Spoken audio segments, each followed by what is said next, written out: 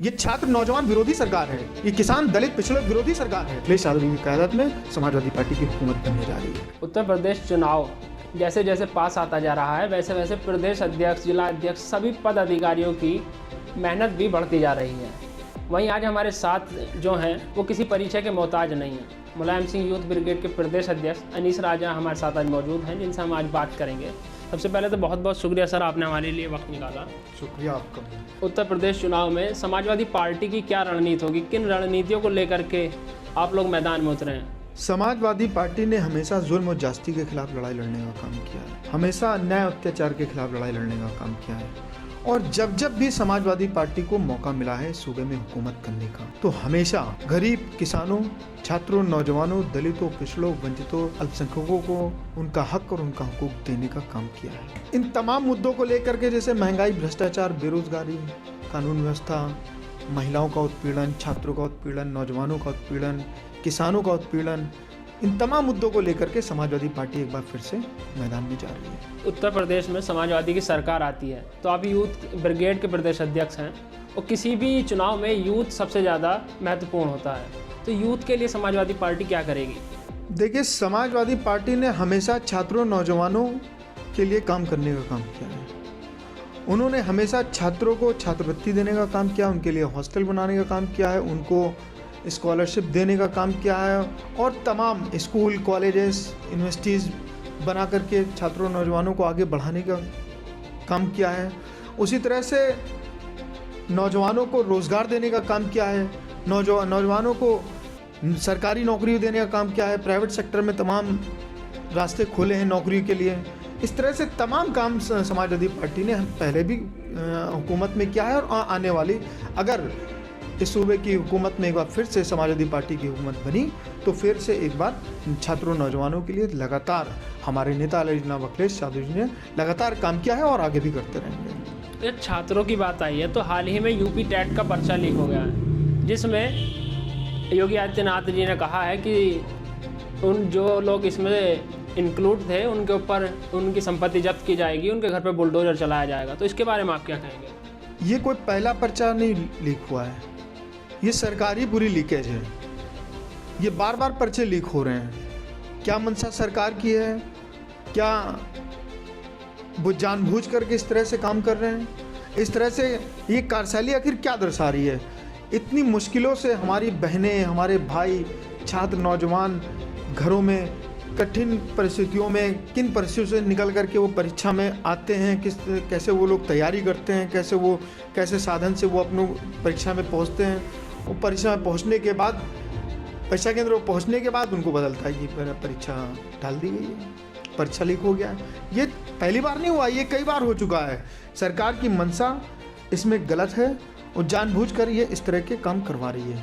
69,000 शिक्षक अभ्यर्थी जो हैं वो 10-90 से मुख्यमंत्री कालिदास मार्ग, मुख्यमंत्री आवास तक कैंडल मार्च लेकर निकले थे, उन पर बर्बरता की गई, लाठीचार्ज किया गया है। इसके बारे में आप क्या कहें? किसान अपने हक और हुकूक की लड़ाई लड़ता है, आंदोलन और प्रदर्शन करता है, तो उसको जीप से कुचल दिया जाता है, उसको मार दिया जाता है। छात्र, नौजवान अगर यूनिवर्सिटीज़ में अपने हक और हुकूक की लड़ाई लड़ने का काम करता है तो उनको लाठी डंडों से पीट करके उन्हें फर्जी मुकदमे लगा कर उनको जेल भेजने का काम किया जाता है। इसी तरह से अगर ये नौजवान जो बेरोज़गार नौजवान हैं, ये नौजवान जब अपने हक और हुकूक के लिए, अपनी रोज़गार के लिए अगर अपनी लड़ाई लड़ने का काम करता है तो उनको भी लाठी डंडों से पीट करके, उन्हें बर्बरतापूर्वक मार करके उनको जेल में भेजने का काम किया था, मुकदमे लिखने का काम किया जाता है। तो ये कोई नई बात नहीं है, भारतीय जनता पार्टी का यही चेहरा है। ये छात्र नौजवान विरोधी सरकार है, ये किसान दलित पिछड़े विरोधी सरकार है। तो ये कोई वो बात नहीं है कि इन्होंने पहली बार ऐसा काम किया। ये लगातार ये लोग इस तरह की मानसिकता दिखाते रहते हैं। अच्छा, उत्तर प्रदेश में इस समय 2 राजनीति चल रही हैं, गन्ना और जिन्ना, जिसमें भाजपा आरोप लगा रही है कि अखिलेश यादव जिन्ना की बात करते हैं और हम कृषि बिल वापस ले लिए, हम गन्ने की बात कर रहे हैं।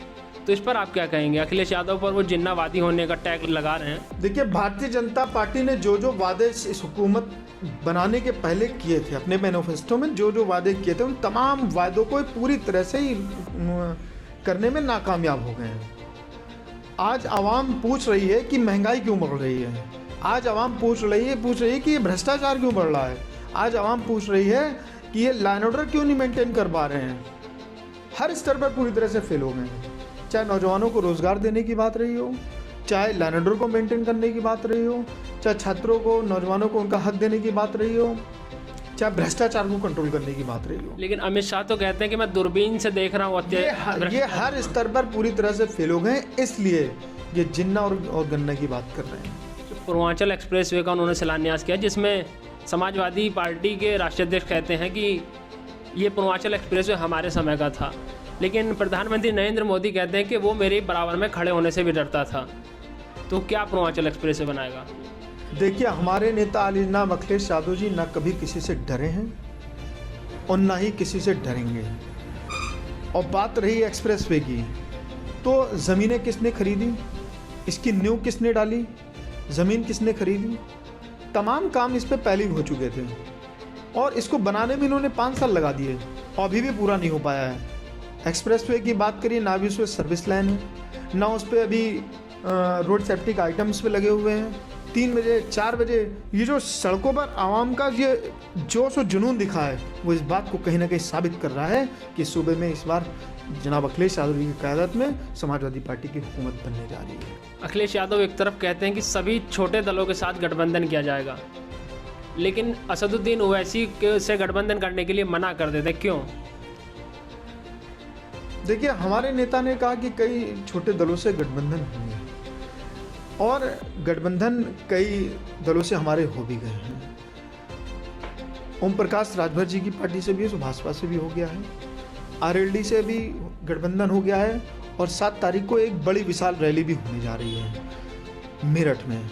कई पार्टियों से गठबंधन हो गया है और आगे भी लगातार गठबंधन, और भी जो इन फिरका प्रस्तावकों के खिलाफ लड़ाई लड़ने का काम जनाब अखिलेश यादव जी के साथ मिल करके करना चाहते हैं, इनको उखाड़ करके यहाँ से फेंकना चाहते हैं, वो समाजवादी पार्टी उनके साथ। अच्छा, आखिरी सवाल, 2022 में आपको क्या उम्मीद है? जैसे आप लगातार संदेश यात्रा चले अखिलेश यादव की, आप भी लगातार साथ हैं उनके, तो क्या लग रहा है सपा का, समाजवादी पार्टी कितनी सीट हासिल कर पाएगी?